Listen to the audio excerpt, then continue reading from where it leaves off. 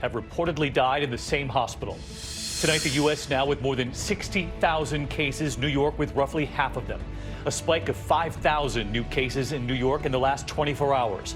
And the governor's warning tonight, how many days are we still from the peak of this?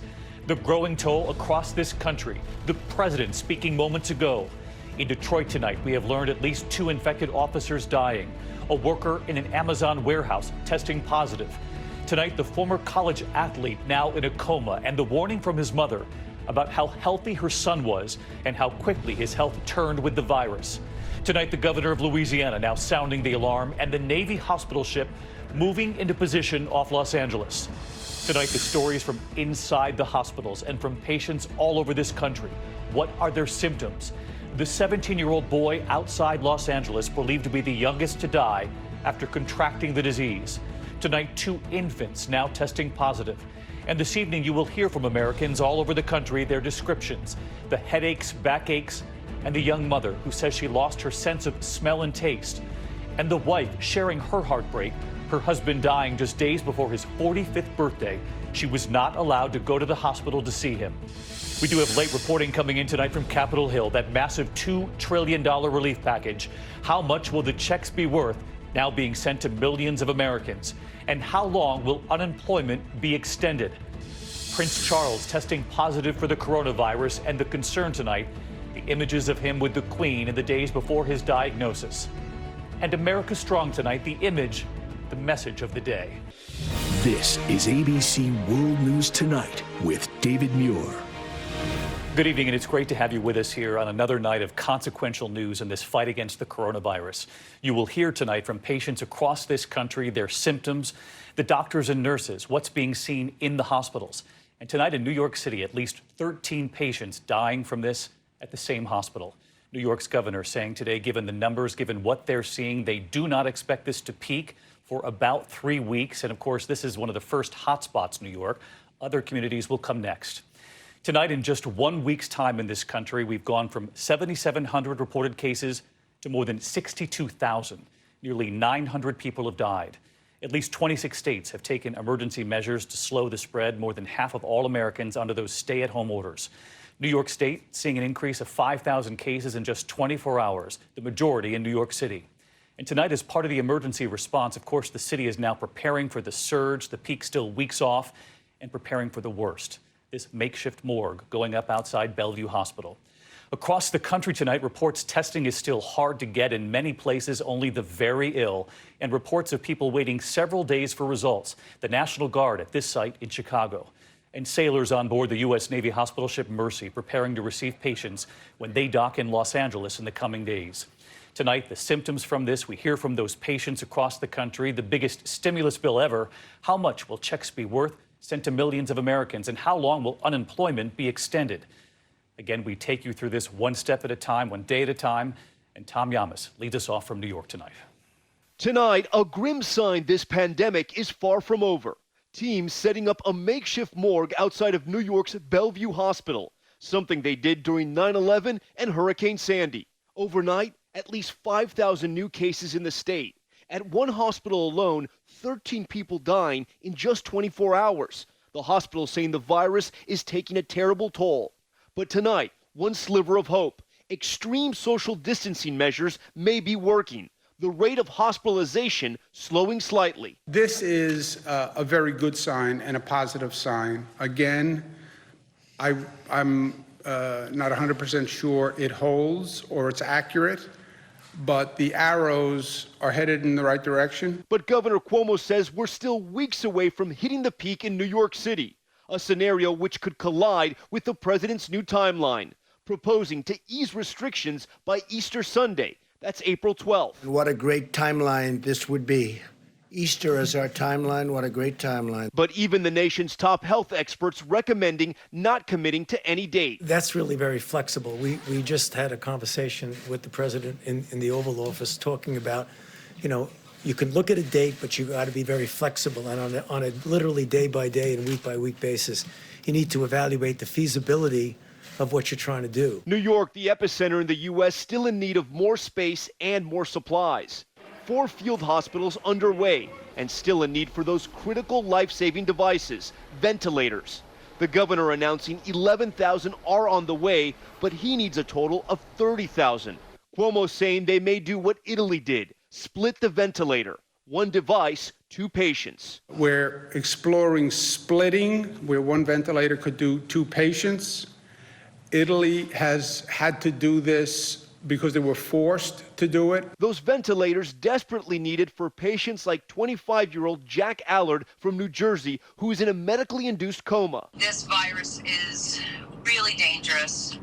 He's very, very sick. The 26-year-old former lacrosse player woke up with backaches and a fever nearly a week ago. He never vaped. They were asking us that. He never vaped. He never smoked. I mean, he took his health very seriously. I mean, he's an athlete. Jack's doctors now trying an experimental drug for Ebola, his family hoping it will save him. In New York City, 46% of coronavirus cases are people aged 18 to 44. The virus hitting all ages. 62% of deaths are men, and 54% of people who die from the virus are over 75. That's why in Woodbridge, New Jersey today, more than 90 residents had to be transferred from an outbreak inside this nursing home. The U.S. Naval Hospital ship the Mercy heading towards Los Angeles today. The medical crew on board preparing beds and equipment to handle a surge of up to 1,000 patients offshore. And tonight, a new effort to help from North Carolina to Colorado. Veterinarians now donating medical equipment, including ventilators. This is just one more example of the One Health and us being able to partner with our colleagues on the human side. New hot zones now popping up across the country. Tonight, disaster declarations for Texas and Louisiana. In New Orleans, Mardi Gras, just weeks ago, a celebration with massive crowds and days of partying may be one reason the coronavirus is now spreading faster here than anywhere else on the planet. My EMS department, over 50% of my people are now on quarantine. And so while we've unlocked additional resources at the state level, the state can no longer go on without without federal assistance at this time. And the virus now taking its toll on first responders. It's very personal. Each and every day I get a report and the numbers climb. This is the New York City Police Department. Due to the current health emergency. In New York, more than 200 members of the NYPD have been infected with the virus. In Detroit, at least 2 officers have died. And for the army of Americans working to keep up with a new surge in home deliveries, cases of the virus now reported in 9 Amazon warehouses. This is really being felt across this country. Back with Tom Llamas tonight. And Tom, we saw the images of that temporary morgue you just reported on being set up outside the hospital you're live at tonight. And we, of course, want to reassure the audience this is still just as they prepare for the worst, knowing that this peak, as the governor said today, is still weeks off. Yeah, we want to be very clear about this, David. This is only temporary, and they're doing this because there's a public health crisis and a state of emergency in New York. Right now, there are 5 morgues in the city of New York. None is at or near capacity, but again, they want to make sure they plan for the worst. And David, to give you an idea of the severity of the situation, one major hospital here in New York, Mount Sinai, sending a memo to all of its doctors and nurses saying this is the humanitarian mission of our lifetime. David? Tom Llamas leading us off tonight. Tom, thank you. And we know so many of you at home are still trying to get tested. And those of you who do get a test, we're hearing many of you are still waiting several days for results.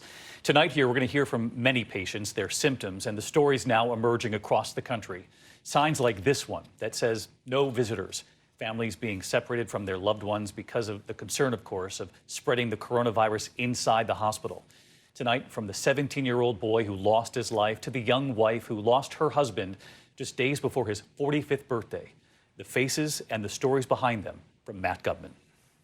Tonight, a 17-year-old boy from outside Los Angeles has become the youngest person in the country to have died after contracting COVID-19. Every kid in this community, they're grounded. People have got to stay home. I am not going to lose another child in this city. The CDC is tonight looking into the cause of the teenager's death. His father, an Uber driver, also infected. And in San Diego, 2 infants testing positive. And a warning from doctors tonight. So patients are coming in commonly with many different complaints, but most often fever, cough, and shortness of breath. I think the thing that's really interesting is that patients are also coming in with nausea, vomiting, and diarrhea, which isn't really something that we would expect with these respiratory illnesses. And across the country, chilling firsthand accounts of similarities. Terry Chaseley's in her 40s and active until the virus colonized her lungs. I was at the gym working out, and then fever and nausea kicked in. Within days, she was hospitalized. Well, I've had it going on. This is my 16th day now. The whole time, she hasn't seen her husband and 3 kids. He leaves food at the door. I have FaceTimed with my family, and my kids leave notes and little crafts for me at the door. But I have not touched them or spent any time with them this entire quarantine. One of the symptoms, a loss of smell, which also happened to Yvette Paz. But one thing that I did notice that changed, I completely lost my sense of smell. And it got much worse. The 30-year-old Army vet was hospitalized. She was released and actually felt better until the virus triggered pneumonia. Finally, she says doctors put her on an anti-malarial drug called hydroxychloroquine as part of a clinical trial. In Missouri, 5 family members you see in this picture got the virus. First, matriarch Jane Winehouse. Then her son Jason, his brother, sister-in-law, and father Mike. All of them falling ill, 3 of them suffering pneumonia. The virus also spreading through Erica Cave Miller's family. Speaking to ABC's Start Here podcast, she describes the agony of losing her husband Jermaine just days before his 45th birthday. I felt so helpless, and I'm sitting there like, what am I supposed to do? He needs somebody there with him. He needs somebody praying over him. He needs somebody there, but again, couldn't do anything. Once he tested positive, doctors separated Jermaine from their 2 kids and from Erica. She never got to say goodbye. Matt, you're reporting highlighting what so many families are going through, being separated from loved ones and, of course, not knowing if they will ever see them again. And I know that we reported earlier this week here on former presidential candidate Amy Klobuchar, the senator, saying that she's been unable to see her husband, who's in the hospital, came down with coronavirus as well. You have news on that front tonight? Yeah, he's still in the hospital tonight, David. He is suffering from pneumonia, and that's why he is still on oxygen. The senator's team says that he's in good spirits, doing well, and she did not contract the virus because she had been away from him for about 2 weeks before he got sick. But like so many we spoke to, she says the hardest thing about this disease is that physical separation from loved ones. David. Yeah, and I'm sure that's why she shared that story, knowing millions of others are about to go through the same thing. Matt, thank you. We're going to turn next to that $2 trillion relief plan, the biggest stimulus bill ever, including those $1,200 proposed checks for millions. And how long will unemployment be extended? ABC's Jonathan Karl tonight with late reporting. Tonight, congressional leaders are hoping to pass the biggest economic relief bill in American history. A fight has arrived at our shores. We did not seek it. We did not want it. But now we're going to win it. As part of the $2 trillion deal, people earning $75,000 a year or less will get a $1,200 check plus $500 per child. Those earning up to $99,000 a year will get a smaller check. Help is on the way. Big help. Quick help. For Elizabeth Mejia, a waitress in Los Angeles, it's not a moment too soon. I need to know that I'm going to be okay, and so will my kids be if we were to get sick right now. Under the bill, people will receive unemployment benefits for up to 39 weeks instead of 26. And the size of an unemployment check will go up by $600 for 4 months. There's also help for small businesses. Diane and Lily Joyle own a flower shop in North Carolina. We've had probably 20 plus events cancel or postpone. A lot of weddings. The bill includes a $367 billion loan program for small businesses who do not lay off their workers, and $500 billion for large corporations in hard-hit industries like airlines and hotels. There's also more than $100 billion in aid for hospitals and healthcare systems, and money to help the states offset their losses. John, as you know, Americans have been watching this for days. It's gone on, the back and forth. So bottom line, when can we expect to vote on this bill, and when can Americans expect to see those checks go out? Well, the Senate may vote as early as tonight, if not tomorrow. The House would follow shortly thereafter. And if that is all done, David, checks would begin to go out on April 6th. Now, if you're getting your check via mail, it could take 4 or 5 weeks before you actually see that money. Those that get direct deposit, file their returns electronically, could see it earlier. But, David, this all depends on Congress getting this passed soon. Yeah, and millions of families desperate for that help. John, thank you. Overseas tonight, word that Prince Charles has now tested positive for coronavirus. And, of course, the immediate concern is time with the Queen in the days before his diagnosis. ABC's Maggie Rulli with what we've learned from London tonight. This is Prince Charles at a March 12th fundraiser, just hours after meeting with the Queen. The next day, his doctors estimate he likely became contagious with coronavirus. The 71-year-old future King of England is in a high-risk group. Palace sources say he's displaying mild symptoms, but is in good spirits and self-isolating at his home in Scotland. Charles's wife, Camilla, tested negative for the virus.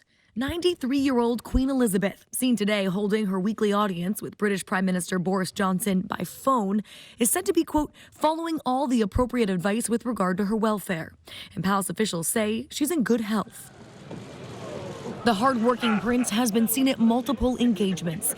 Here on March 11th, where he was greeting guests with a namaste gesture, avoiding hand contact. Can you all go home, please? It's not a holiday, it's a lockdown. With all of the UK now under stay-at-home orders, the toll elsewhere in Europe remains staggering.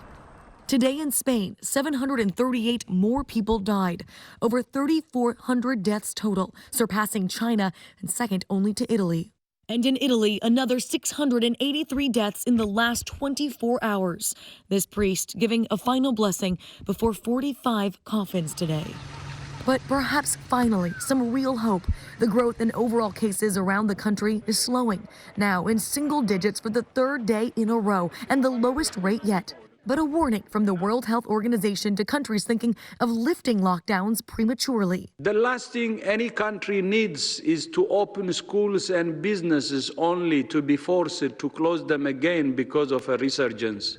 And David, there is some good news for Prince Charles. Doctors who've examined him say that it's unlikely his condition will escalate into anything more serious. David? All right, let's hope so. And when we come back here tonight on World News Tonight this Wednesday, Dr. Jen Ashton on whether the virus is changing. What do we know about mutations, the early data, and what this could mean for treatment? And what we should all know about the peak of this here in the U.S., still weeks off. Jen, on that in just a moment. My money should work as hard as I do. So I use my Freedom Unlimited card to buy all the latest tech stuff. Today, I'm earning on a charger. So just the charger, then?